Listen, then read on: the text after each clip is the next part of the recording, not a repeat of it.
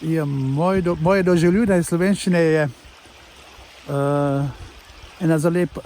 ena zelo lepa stvar. To se pravi, da se lahko razveselim in spoznavam ljudi in se srečavam z ljudmi in se pogovarjaš v slovenščini ali v slovenskem dialektu in mislim, to je polovica življenja, ki ga imam, ki ga doživljam in tudi ustvarjam.